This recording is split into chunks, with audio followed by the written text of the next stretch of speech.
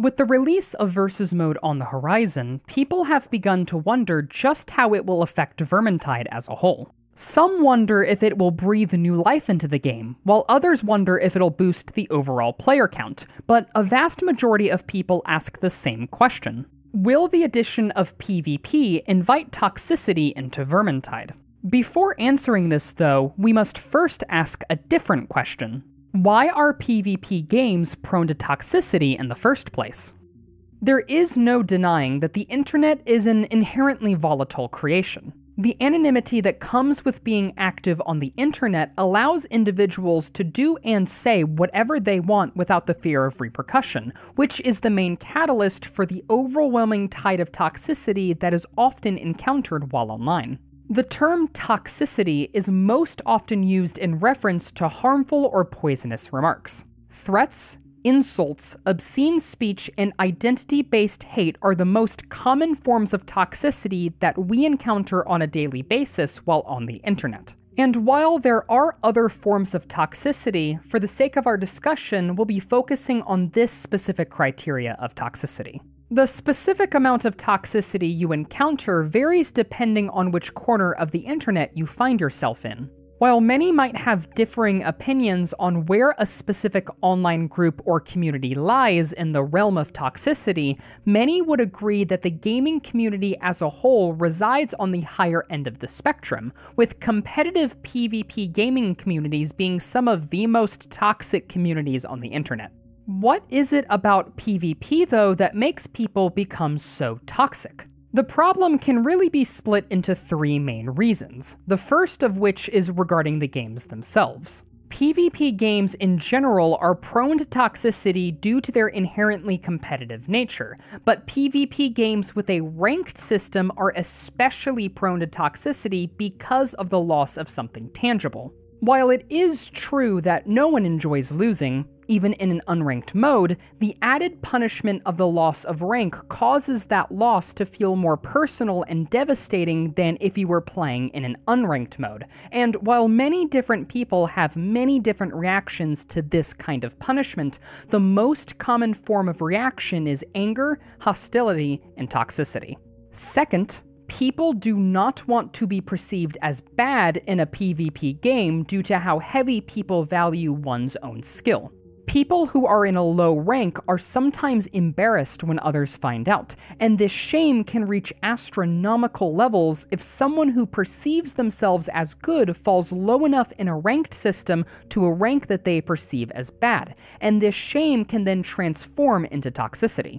Even people who claim to be entirely casual tend to subconsciously care about how others perceive their skill in a game and can fall into this trap of toxicity, which in competitive settings is most often caused by the sunk cost fallacy. You lose a massive amount of rank, become incredibly tilted, and keep playing to get that win streak and regain all your rank, only to keep losing and become increasingly more tilted. The more one falls victim to the sunk cost fallacy in gaming, the more volatile they become, not only emotionally, but also mental health-wise, which is why you constantly hear advice to stop playing ranked games after a certain amount of losses so that you do not become a victim of this mentality.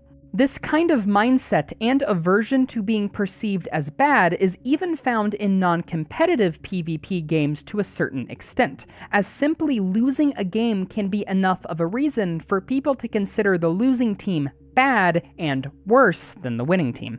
And third, the repercussions of online anonymity inherently changes how we as humans interact with each other, which is best described as the online disinhibition effect, or ODE for short.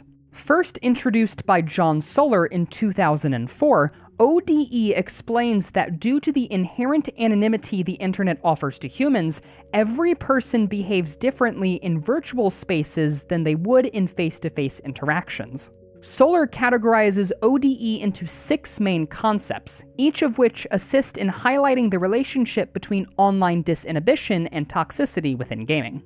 The first concept is dissociative anonymity, which explains that we as humans disassociate our online self with our in-person self, treating them as two separate individuals and causing people to express themselves more openly and without constraint while online. As explained by Daniel Fu, gamers often engage in toxic behavior because they are able to disassociate their poor behavior with their real selves. They view their toxic behavior as part of the gaming culture and readily dismiss their wrongdoings with little to no guilt. The second concept is invisibility, which explains that the inability for us to see physical reactions to our own actions encourages people to do and say things they normally wouldn't. When we communicate while on the internet, we do not have to worry about how we look or sound when we do so, nor do we have to worry about how others may look or sound in response to our communication. This directly removes negative stimuli that would typically discourage people from taking negative actions, and with nothing to deter them, people become much more likely to take actions that are otherwise seen as negative. The third concept is asynchronicity, which describes the lack of immediate reaction to one's actions. In face-to-face interactions, we get an instantaneous response to our own actions from other people. This moment-to-moment response from others powerfully shapes how we act in front of other people, which is typically by causing us to more readily conform to social norms to avoid negative reactions.